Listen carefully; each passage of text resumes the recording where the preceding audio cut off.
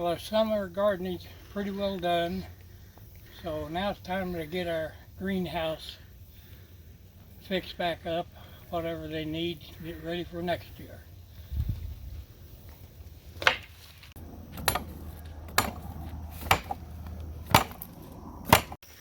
The summer growing season's over.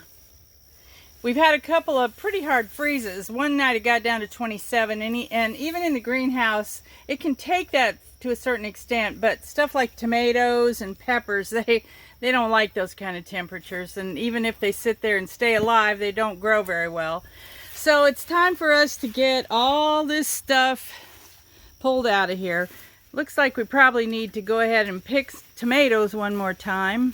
There's still quite a few green ones on there, but we need to get this cleaned up. It's not that we're in a great big rush to do it, but it just needs to be started to happening.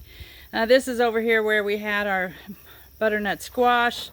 A lot of weeds grew in here that have to be pulled up, which is always a pain. It's hard to keep everything weed free. He's trying to get the doors working right. We have these exterior doors and they work pretty good for the greenhouse, but the greenhouse is kind of flexible, and so it doesn't always stay where you want it. It moves around a little bit. And this piece of plastic on the end needs to be replaced. And this situation here needs quite a bit of work down through there. The pipe is bent or it came apart or something, and the ropes are kind of rotting in some places. The nails are pulling out of the wood that's rotting.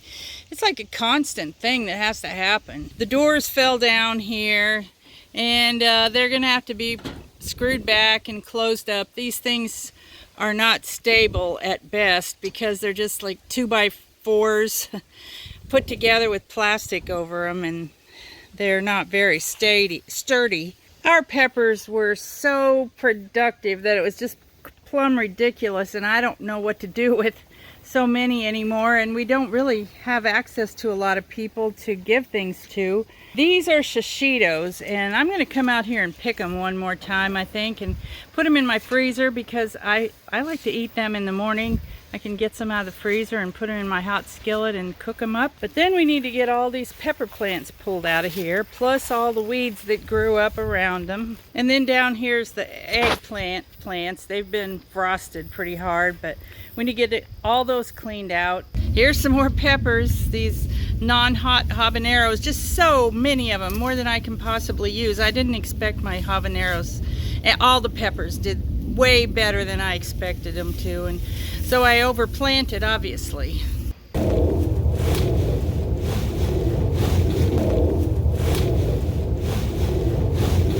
Water and sludge kind of stuff collects down in there when the curtain's down all summer, and it makes it really heavy and hard to get back up. I'm trying to get this side up for the winter time. I've got a top one unhooked here. Yeah, came apart. Yeah. It would have been nice if we'd have glued those together, wouldn't it? Yeah, something screwed them maybe. It's always a sad thing whenever the cold gets to stuff like this. I actually kind of like it though, because it means it's done and I get a rest. Well, I staked up all these pepper plants down through here with these bamboo, I think probably 3-foot stakes. So I have to go through and pull all them up, and they're in there pretty hard, so it's taking some pulling.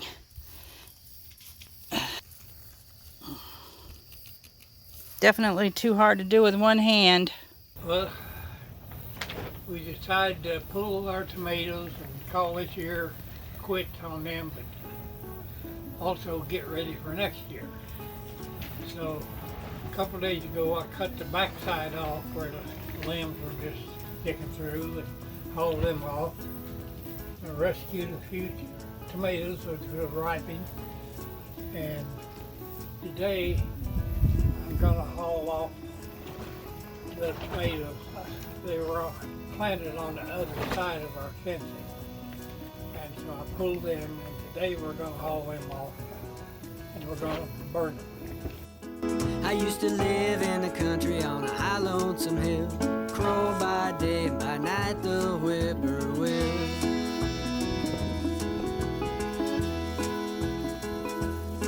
I used to live in the country on a high lonesome hill. Crow by day and by night the whippoorwill.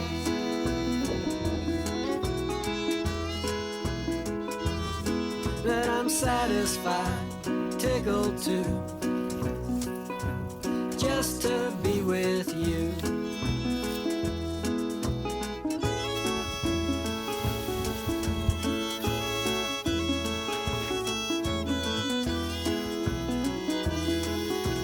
Our tomatoes had a real nice root system. That really helps in production. Well, I promise that I won't be gone too long. I'll be thinking about you every minute that I'm gone.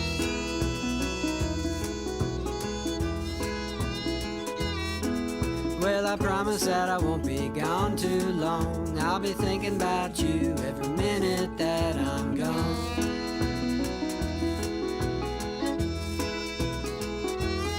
Well, I'm satisfied, tickled too, just to be with you. So that brings us down to the question of whether you should compost your tomato plants or not.